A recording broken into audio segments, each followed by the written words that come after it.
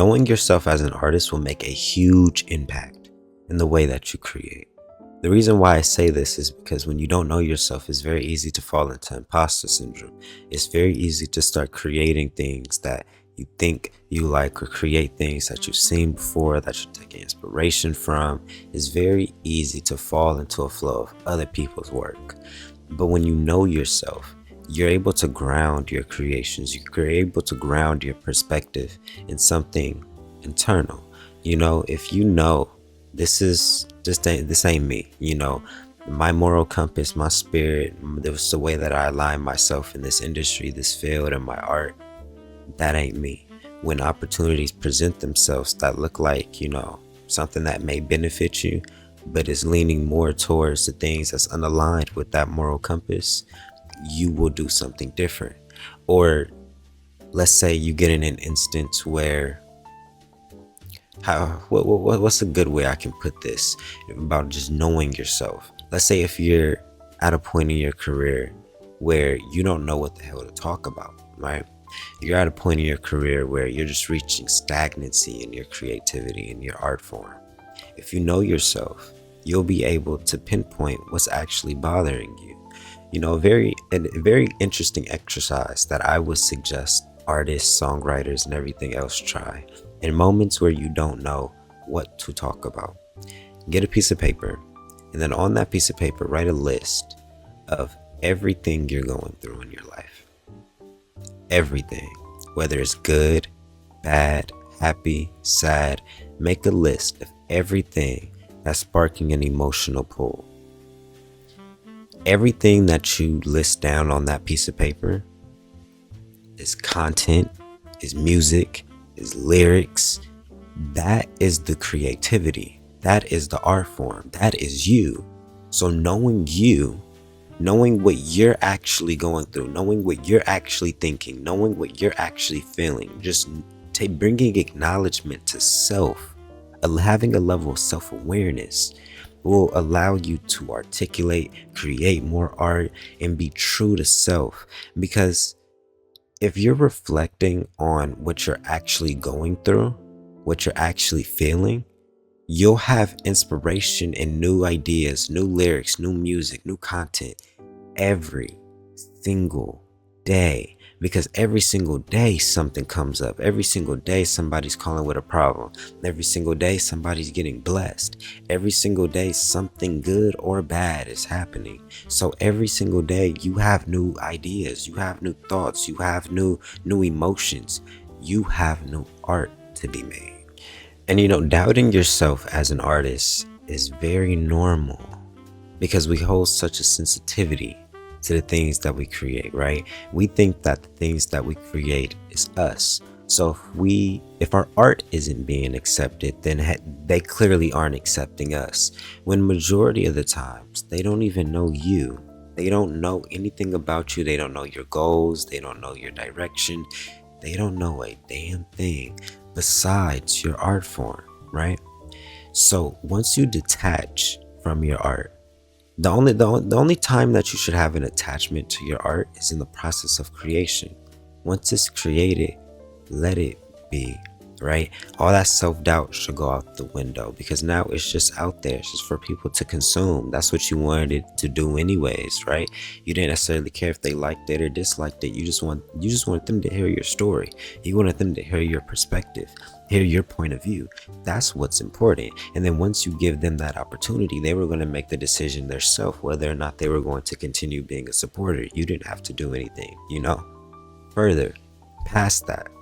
But then once it gets into this self-doubt thing, you can't let self-doubt stop you from doing the things that you need or want to do, right? Get into this habit or this routine of pushing yourself into your insecurities almost, right?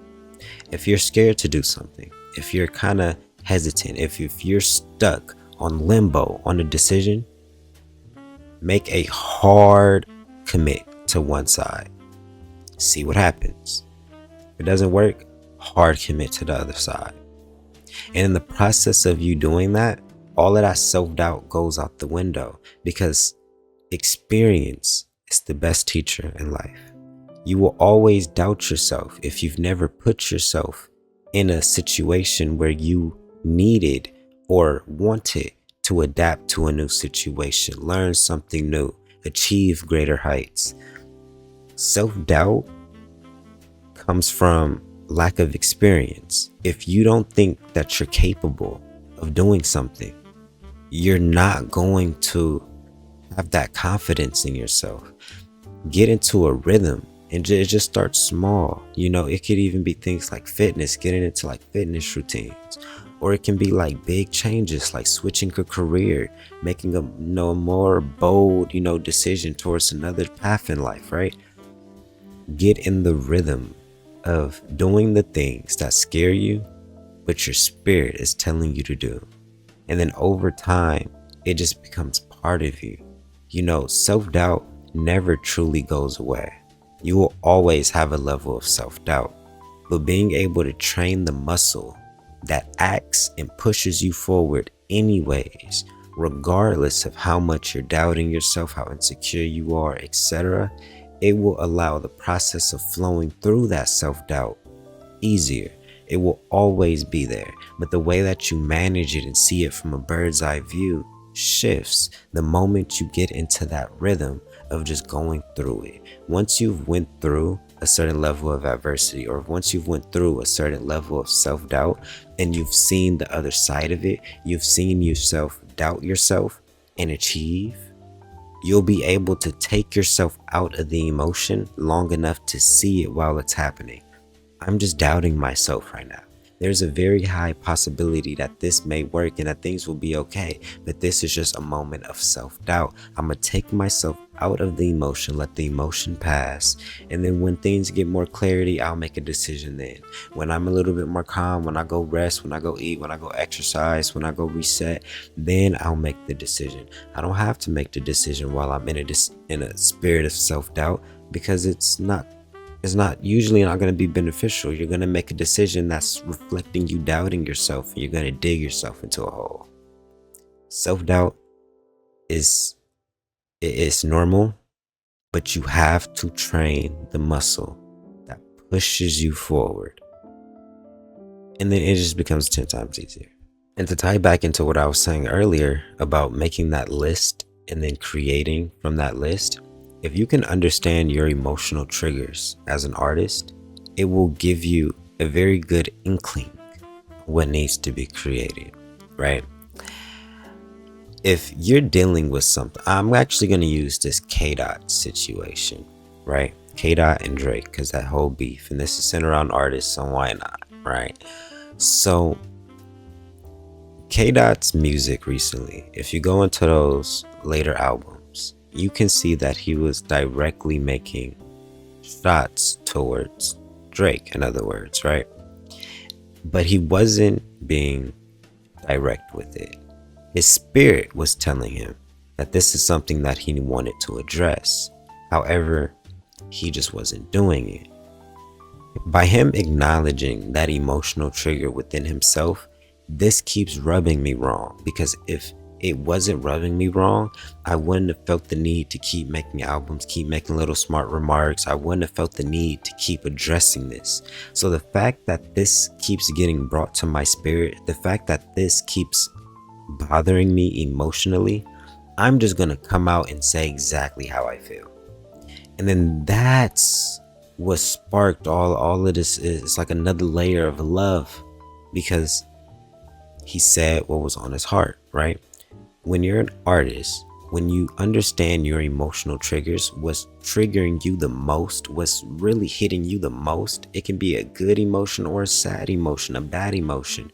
If you can just articulate what that thing is that's really touching you, it kind of gives you a very good indicator of what your next best song will be, what your next best piece of art will be, drawing will be, whatever the case may be, right? Because if it's triggering you at a high level, chances are you'll be able to articulate at a high level. You'll be able to express at a high level. The way that you go about your art form will be a lot different, because the emotional pull is there. When you're creating music, You're looking for a charge. There's a spiritual charge that happens in music when you put emotion and truth into one package, right? When you put your authentic truth and emotion into a song, there's a certain pull it has where it doesn't matter who walks in the room, who hears it, they're about to feel exactly what you're saying. If you can pull that factor in your music, you can put your song in front of anybody and it will make them feel something. They probably don't even have to go through what you're going through. Literally live a completely different life. But the way that you've articulated, the way that you've presented it, the way that you've just exhibited true senses of authenticity and storytelling, you've captured them. The ears is very powerful. Artists know this. This music wouldn't be a thing if sound, frequency wasn't potent, wasn't something that had an emotional and spiritual charge. Figure out how to implement that, and things will just flow to you. All the self-doubt goes out the window. You just gotta believe in yourself. Just take accountability for your own work. Just do what's true to you. And just like I say in all of my videos, just fall into the flow of creation. Get out of your own way and make what's true to you. And everything else, it'll fall into alignment. Love y'all.